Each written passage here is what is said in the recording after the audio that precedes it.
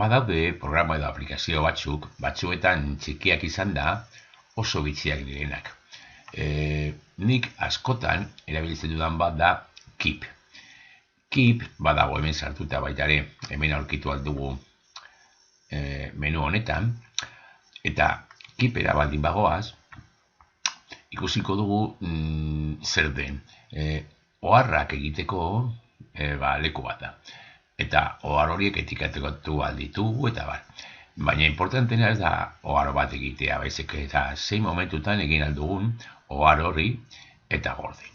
Hemen egin ohar bat, hemen egin aldugu edozein oharra, aplikatu aldiogu oharazteko eta barrekoa, eta artxibatu, gehitu irudi bat, aldatu kolorea eta bar. Etiketatu aldugu, ezabatu, gehitu etiketa bat, gehitu marrazki bat, eta bar. Baina, importantea, baldin bada, hemen izatea leku batzuk gordeta eta etiketa batzuk eginda, importanteagoa da nola gorde hori. Automatikoki egin aldugu, oso harin, hemen, telefonotik, eta biak eskura izan beti leku berean, ikusiko dugu nola egin. Egiteko, Google Keepen badago baitare estensio bat Chrome. Chromeko estensioak hartzeko, badakigu ikusi dugu behin sakatzen badugu 3 puntuetan, eta egiten badugu konfigurazion, hemen bilatuko dugu extensiones. Hor sakatzen badugu, agertuko dira ditugun estensio guztiak. Batzuk, naiz eta hemen ez ikusi, automatikoki egiten ditu eta hor agertzen dira adibidez hori. Aplikazio Launcher for Drive, dokumentos de Google, dokumentos eta bar. Sakatzen badugu berriro, 3 estensioetan, abrir Chrome Web Store, sakatuko dugu. Eta hemen bilatuko dugu estensio hori. Jarriko dugu Keep, Intro, eta agertzen den lehenengoa da. Extensión de Google Keep. Guarda elementos en Google Keep con un solo clic. Esaten badiogu añadir a Chrome, vale, añadir extensión, deskargatzen ari da, hemen, eta orain ja Chromen gehituko du. Hemen agertu da, extensión de Google Keep para Chrome, badago aktibatuta. Orduan nola erabili orain, eta zergatik niretzat erabilgarria. Suposatu edozein horretan gaudela. Horri hori interesatzen zaigu, iruditzen zaigu importantea dela, eta orduan egin alduguna da zuzen, sakatu, eta jazta, gorde da Google Keepen.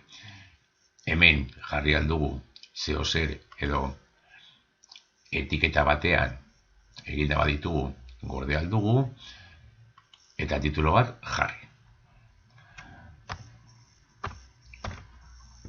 Vale, guardando, gordeta dago. Baina ez bakarrik horri bat.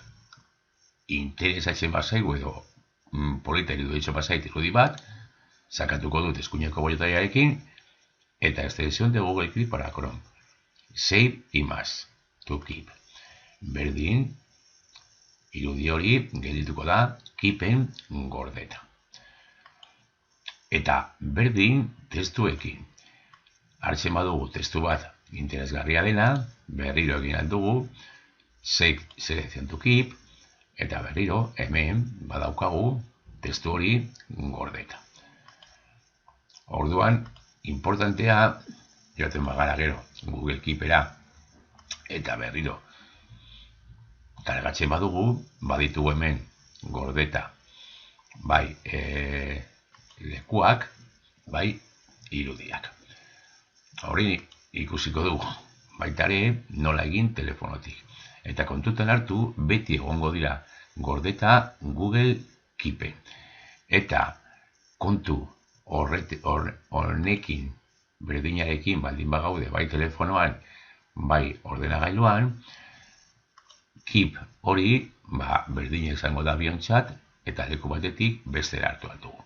Nik adibidez erabiltzen dut askotan metros noanean edo kola bat egiten ari naizenean, telefonoan aurkitzen dudan gauza interesgarri bat, Google Keepen gordetzen dut, eta gero zuzen hartu ordenagailuan bebai.